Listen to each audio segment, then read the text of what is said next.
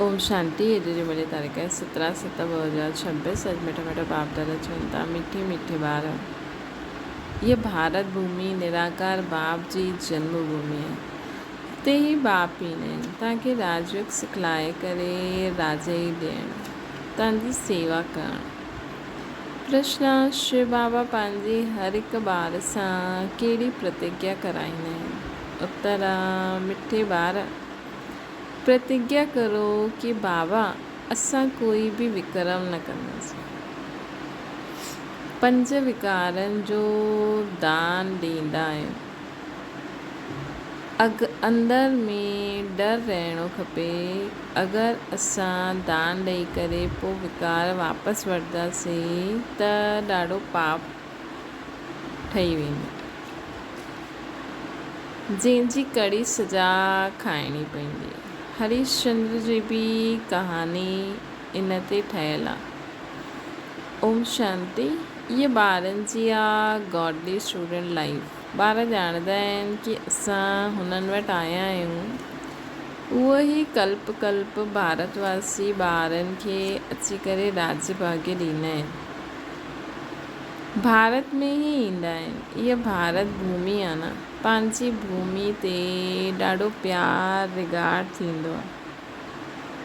जीअं कोई विलायत जो वॾो आदमी हिते मरंदो आहे त उन्हनि खे विलायत में वठी वेंदा आहियूं, अथवा हितां जो कोई वॾो आदमी विलायत में मरंदो आहे त उन्हनि खे हिते वठी ईंदा आहिनि। पंहिंजी भूमि जो मान रखंदा आहिनि। भारत खे चइबो आहे भगवान जी जन्मभूमि। इहे बि ॼाणंदा आहियो जंहिंखे भगवान अथवा अल्लाह परमात्मा चईंदा आहियूं, उन जे साम्हूं हाणे तव्हां वेठा आहियो। नाम त ज़रूरु खपे न। अल्लाह चईंदा आहिनि त बि लिंग जी पूजा कंदा आहिनि। ईश्वर अथवा ख़ुदा चईंदा आहियूं त ज़रूरु उन जी निशानी खपे। लिंग खे सभु तरफ़ पूजंदा आहिनि। चित्रनि में बि अॼुकल्ह देवताउनि जे अॻियां परमपिता परमात्मा जो चित्र लिंग ॾेखारींदा आहिनि। उहा आहे सभिनि खां ऊच। उन्हनि खे पंहिंजो शरीर न आहे, हिन करे निराकार चइबो आहे न शिव बाबा खे। साकार न। हाणे तव्हां ॿार ॼाणंदा आहियो असां उन्हनि जे साम्हूं कल्प कल्प हाज़िर थींदा आहियूं शिक्षा वठण जे लाइ। भगवान वाच्य आहे त ज़रूरु राजयोग सिखलाईंदा हूंदा न। स्टूडेंट खे राजयोग सिखाइबो आहे अथवा राजा रानी ठहिया, अथवा स्टूडेंट खे राजयोग सिखायो हुयो ऐं उहो पोइ वञी करे राजा रानी ठहिया। लड़ाई आदि जी त ॻाल्हि ई न आहे। हिन लक्ष्मी नारायण आदि लड़ाई सां थोरी बादशाही पाई, बिल्कुलु न। दुनिया बिल्कुलु न ॼाणंदी आहे कि इन्हनि सत्युग में राज्य कीअं पातो। हाणे तव्हां ॿार सम्झंदा आहियो असां बाप सां राज्य वठूं था। असां उन्हनि जे सम्मुख वेठा आहियूं शिव बाबा सां। उहे ई बाबा आहिनि। श्री कृष्ण न आहे। श्री कृष्ण त नंढो ॿारु आहे न, उहा रचना आहे। हाणे बराबरि श्री कृष्ण पंहिंजो पद वठे थो त पोइ भविष्य में श्री कृष्ण कहलाईंदो, है न। इहा सॼी पढ़ाई जी ॻाल्हि आहे। बाबा चवनि था कि हाणे बराबरि श्री कृष्ण पद पाए थो, पोइ भविष्य में श्री कृष्ण कहलाईंदो।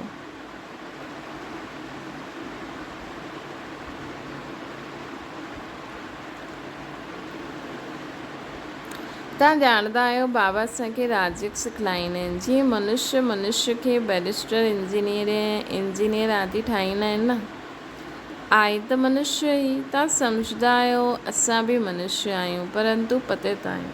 हाणे बाप पावन ठाहींदा आहिनि ऐं असां वरसो बि ॾींदा आहिनि। असांखे पावन बि ठाहींदा आहिनि ऐं असांखे वरसो बि ॾींदा आहिनि। पावन दुनिया त नई दुनिया ई हूंदी। नई दुनिया में राजाई। हाणे तव्हां बाप जे सम्मुख वेठा आहियो, जीअं की लौकिक बाप ॿारनि खे प्यार सां वेही सम्झाईंदा आहिनि न, ये पारलौकिक विचित्र बाप आहे, जंहिंजे लाइ तव्हां ॻाईंदा आया आहियो, तत्व में मातेश्वर पिता। हिन समय तव्हां ॼाणंदा आहियो इहे पंहिंजो पाठ वॼाइनि था, जो भक्ति मार्ग में असां गायन कंदा आहियूं। तव्हां चवंदा आहियो असां शिव बाबा वटि आया आहियूं, चिठी बि लिखंदा आहिनि, शिव बाबा केयर ऑफ ब्रह्मा।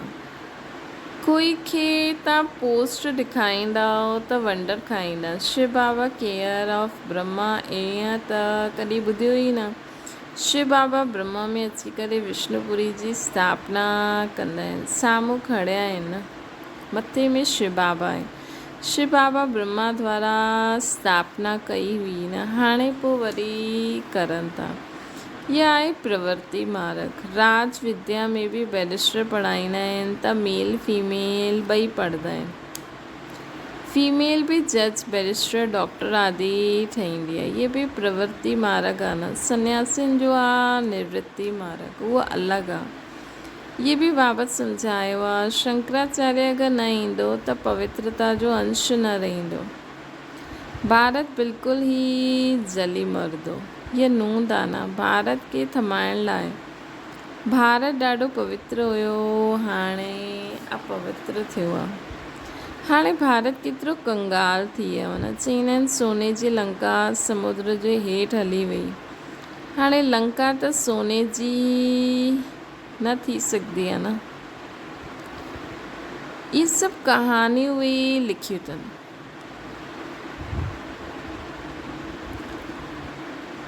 है न, इहे सभु कहानियूं उहे लिखियूं अथनि, जंहिंसां फ़ाइदो कुझु बि न आहे। तव्हां ॿार ॼाणंदा आहियो बराबरि बाबा असांखे बिल्कुलु सहज यादि जे बल सां केतिरो ऊंच ठाहींदा आहिनि। बाबा असांखे बाप प्रतिज्ञा कंदा आहिनि, अगरि निरंतर यादि करण जो पुरुषार्थ कंदा त विक्रम विनाश थींदा। भक्ति मार्ग में बि यादि करण जो पुरुषार्थ कयो। छो यादि कंदा आहिनि कि असांखे साक्षात्कार थिए। ईअं न यादि कंदा कि कृष्णपुरी में असांखे बादशाही मिली वञे, व असां नर सां नारायण ठही वञूं।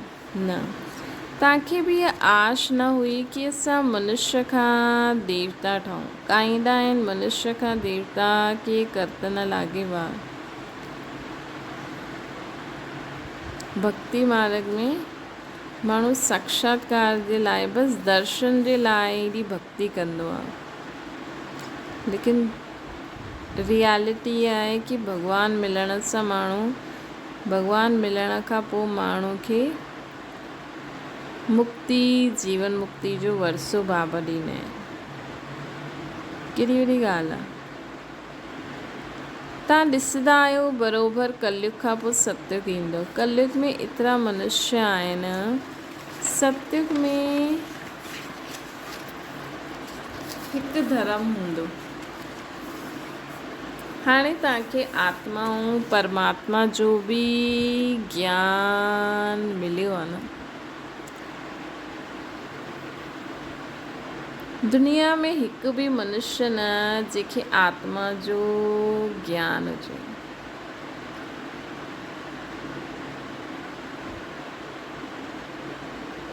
सतयुग में हिकु धर्म हूंदो। हाणे तव्हांखे आत्मा ऐं परमात्मा जो बि ज्ञान मिलियो आहे।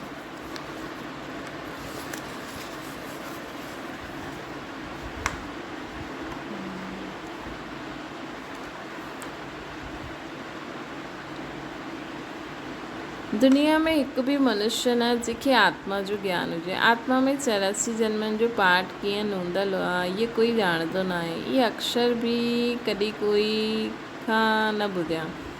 बाबा त ज्ञान जो सागर पतित पावन निराकार आहिनि। तव्हां ॼाणंदा आहियो असांजी आत्मा हाणे पाप आत्मा खां पुण्य आत्मा ठहे थी। सतयुग में त सभु पुण्य आत्मा ई हूंदियूं, हिते त सभु पाप आत्मायूं आहिनि। हीअं न कि ॾाढो दान पुण्य करण वारनि खे पुण्य आत्मा चईंदासीं, न, पुण्य आत्मा हूंदा ई आहिनि सतयुग में। हिते त मनुष्य दान पुण्य कंदा आहिनि, उन्हनि खे पुण्य आत्मा सम्झंदा आहिनि। हिते तव्हांखे दान पुण्य आदि करण जी दरकार ई न रहंदी। हुते त हूंदा ई पुण्य आत्मा आहिनि, हुते ग़रीब कोई हूंदो ई न। तव्हां हुते सदैव जे लाइ पुण्य आत्मा थी वेंदा। तव्हां तन मन धन सभु बेहद जे बाप अर्थ ॾींदा आहियो, जंहिंखे बलियारी वञिणो चइबो आहे। बाबा चईंदा आहिनि पहिरियों मां बलियारी वेंदमि व तव्हां। बाबा चईंदा आहिनि पहिरियों तव्हां बलियारी वेंदा आहियो, तॾहिं पोइ 21 जन्मनि जे लाइ बलियारी मिलंदी।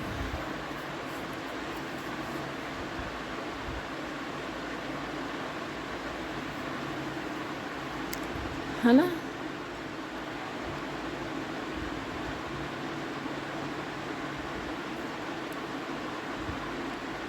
इहे ॻाल्हियूं हाणे तव्हां सुठी रीति सां सम्झंदा आहियो।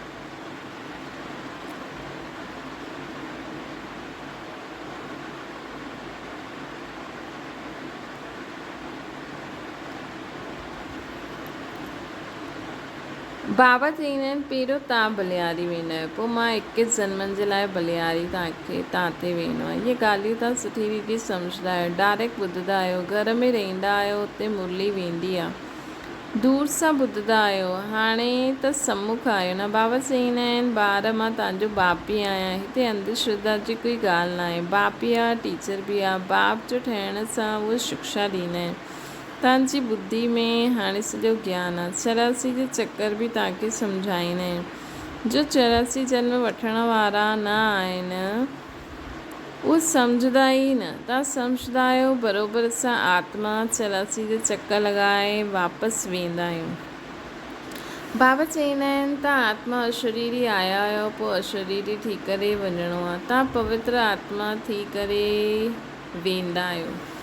पवित्र थियण जे लाइ ई तव्हां पुरुषार्थ कंदा आहियो। योग बल अथवा यादि जे बल सां तव्हां पवित्र थी वेंदा आहियो। योग अक्षर शास्त्रनि जो आहे, राइट अक्षर आहे यादि। स्त्री खे पति जी अथवा पुरुष खे पत्नी जी यादि रहंदी आहे। योग जो अर्थ ई आहे यादि। बाबा बि चईंदा आहिनि मामेकम यादि करो, ॿियो संग तोड़, हिकु मुंहिंजो संग बाप सां गॾु बुद्धि योग जोड़ो। यादि करो, जेतिरो यादि कंदा ओतिरो तव्हांजा विक्रम विनाश थींदा।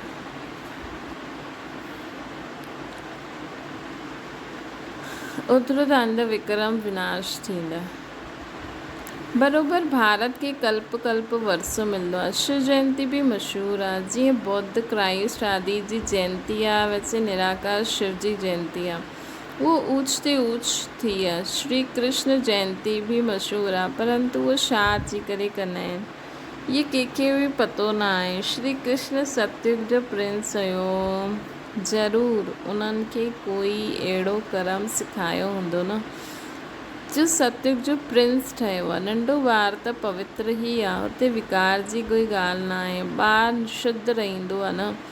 भॻवान त निराकार आहे, गॉड इज़ वन, बाक़ी सभु हुनजी रचना आहे। रचना कॾहिं रचना खे वरसो न ॾेई सघंदी। वरसो बाप सां मिलंदो आहे, भाई खे भाई सां वरसो न मिली सघंदो। तव्हां सभु भाई भाई आहियो। आत्माउनि खे बाप सां वरसो मिले थो।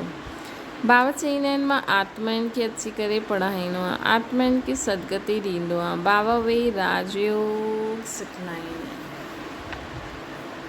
बाबा अची करे आत्माउनि खे पढ़ाईंदा आहिनि, आत्माउनि खे सदगति ॾींदा आहिनि। बाप वेही राजयोग सिखलाईंदा आहिनि। हिन पढ़ाई खे जो पद तव्हांखे हिते न पाइणो आहे, उहो बैरिस्टर आदि हिन जन्म में ठहींदा आहिनि। ॿिए जन्म में पोइ ॿी रीति पढ़ंदा। तव्हां ॼाणंदा आहियो हिन पढ़ाई सां असांखे 21 जन्मनि जे लाइ प्रारब्ध मिलंदी। हुते सतयुग में डॉक्टर आदि हूंदो ई न, हुते कोई बीमारी न हूंदी।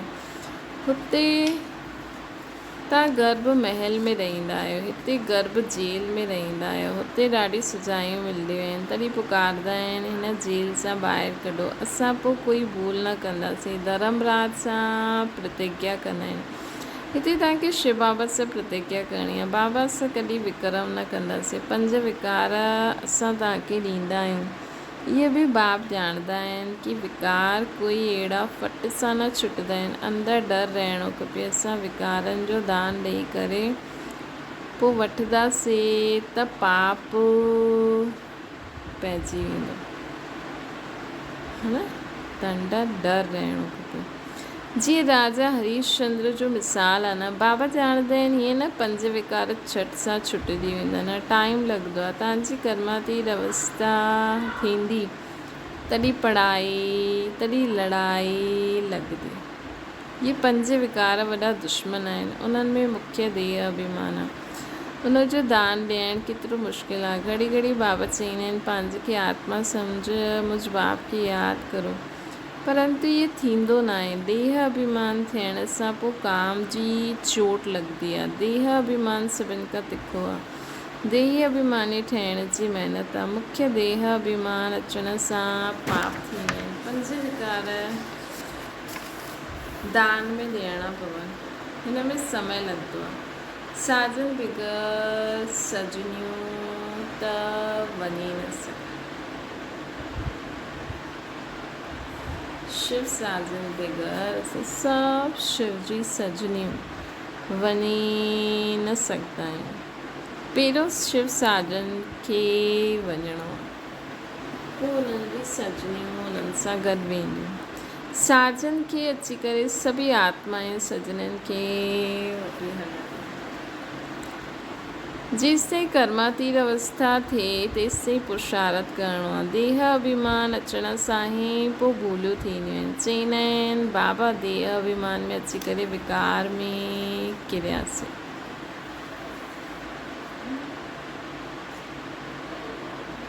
देह अभिमान में अची करे विकार में किरियासीं। तूफ़ान त ॾाढा ईंदा। विकार जो संकल्प आयो, परंतु कर्मेंद्रियनि सां कॾहिं कोई पाप न करिणो। माया खे जीतण लाइ केतिरी महिनत करणी पवंदी आहे ॿारनि खे। बाबा चवंदा आहिनि अगरि शादी की हुई आहे त पवित्र रही करे ॾेखारियो त सन्यासी बि ॾिसंदा। तव्हांखे आमदनी ॾिसो केतिरी भारी आहे।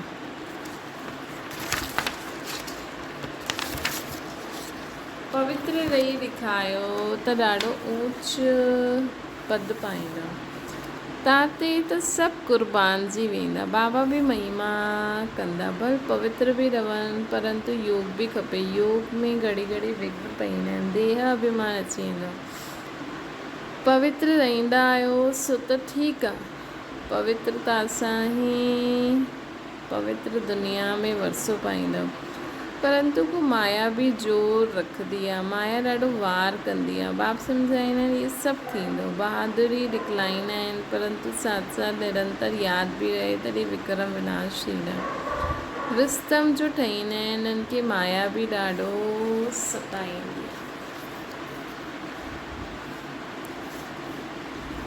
उन्हनि खे माया बि ॾाढो सताईंदी आहे। यादि में मुश्किल रही सघंदा आहिनि। जो रही सघंदा आहिनि उन्हनि सां अनुभव पुछणो खपे।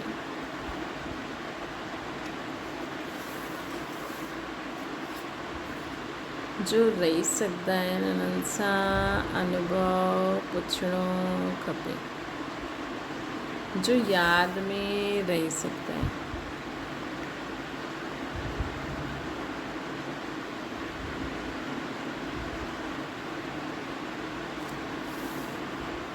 छा सम्झंदा आहियो कीअं रहंदा आहिनि। यादि में रहण सां विक्रम विनाश थींदा। इहे ॻाल्हियूं ई बिल्कुलु न्यारी आहिनि, नयूं आहिनि।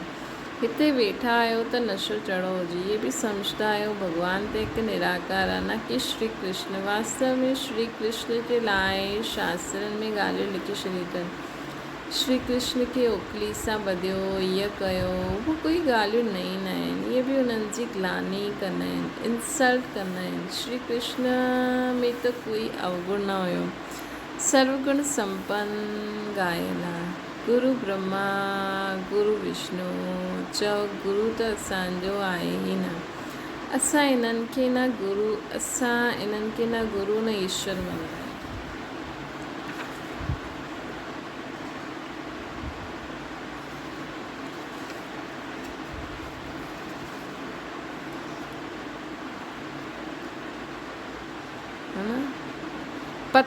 पावन ते हिकु निराकार आहे, साकार गुरु कोई पतित पावन थी न सघे। इन समय तव्हां परमपिता परमात्मा जी सॼी जीवन कहानी खे ॼाणंदा आहियो। 5000 वर्ष में शिव बाबा जो छा पाठ वजंदो आहे इहे तव्हां ॼाणंदा आहियो बाबा द्वारा। नॉलेजफुल त बाबा आहिनि। सुख शांति आनंद जो सागर, ये महिमा असांजे हिकु बाप जी ई आहे। बाप वटि खज़ानो आहे कहिड़ो? पवित्रता, सुख शांति, प्रेम, आनंद, ज्ञान, सर्वशक्ति। ये बाबा वटि खज़ानो, शिव बाबा जो खज़ानो इहो आहे। जेतिरो इहे धारण कंदा ओतिरो सतयुग में स्थूल धन संपत्ति मिलंदी। चक्कर में बाप वटि खज़ानो आहे त ज़रूरु ॿारनि खे बि ॾींदा हूंदा न। अच्छा, मीठी मीठी सिकिन जे ॿारनि प्रति माता पिता बाप दादा जो यादि प्यार ऐं गुड मॉर्निंग जो हाणे बाप जी सभिनी रुहानी ॿारनि खे नमस्ते। असांजी बि रुहानी माता पिता बाप दादा खे यादि प्यार गुड मॉर्निंग और नमस्ते। दाना जे लाइ मुख्य सार कर्मातीत अवस्था के प्राप्त करण लाइ इन कर्मेंद्रियनि सां कोई बि भूल न करणी। पवित्र रहण सां गॾु गॾु यादि में बि मजबूत रहणो। ॿियो आहे सदा पुण्य आत्मा ठहिण लाइ तन मन धन सां बाप ते बलिहारी वञिणो आहे। हिकु बार बलिहारी वञण सां 21 जन्मनि जे लाइ पुण्य आत्मा ठही वेंदा। वरदाना सहयोग जो नेचर ऐं नेचुरल ठाहिण वारा हर सब्जेक्ट में परफेक्ट ठहो। जीअं बाप जे ॿार आहियो, इन में कोई परसेंटेज न आहे। इहे निरंतर सहयोगी व योगी ठहिण जी परसेंटेज में हाणे परसेंटेज ख़त्म थियणी खपे। नेचुरल ऐं नेचर थी वञणु खपे। निरंतर सहयोगी ऐं योगी ठहिण जी स्टेज में हाणे परसेंटेज ख़त्म थी वञणी खपे। नेचुरल ऐं नेचर थी वञे असांजो। सहयोगी ऐं योगी ठहिण जी स्टेज। जीअं कोई जी विशेष नेचर हूंदी आहे, उन नेचर जे वश न चाहींदे उहे बि हलंदा आहिनि। ईअं इहा नेचर ठही वञे। छा करूं, कीअं योग लॻायूं, इहे ख़त्म थी वञे। हर सब्जेक्ट में परफेक्ट थी वञो। परफेक्ट अर्थात इफेक्ट ऐं डिफेक्ट खां परे। स्लोगन आहे सहन करिणो आहे त ख़ुशी सां करो, मजबूरी सां न। अव्यक्त इशारो आहे। पावरफुल योग अर्थात लग्न जी अग्नि, ज्वाला रूप जी यादि ही भ्रष्टाचार अत्याचार जी अग्नि खे समाप्त कंदी ऐं सर्व आत्माउनि खे सहयोग ॾींदी। इन सां ई बेहद जी वैराग वृत्ति प्रज्वलित थी। सर्व बाबा सुविधा कि पावरफुल योग द्वारा ही भ्रष्टाचार अत्याचार जी अग्नि समाप्त थी ऐं सर्व आत्माउनि खे सहयोग ॾेई सघंदा। इन सां बेहद जी वैराग वृत्ति बि प्रज्वलित थींदी। यादि जी अग्नि हिकु तरफ़ हुन अग्नि खे समाप्त कंदी ऐं ॿी तरफ़ आत्माउनि खे परमात्मा संदेश जी शीतल स्वरूप जी अनुभूति भी कराईंदो। मतलब तव्हांजो हिकु यादि कहिड़ा कम करे सघंदी आहे। इन सां ई आत्माउनि जी पापनि जी आत्मायूं बि पापनि जी आग सां मुक्त थी वेंदियूं। अच्छा, ओम शांति। बाबा खे यादि करो।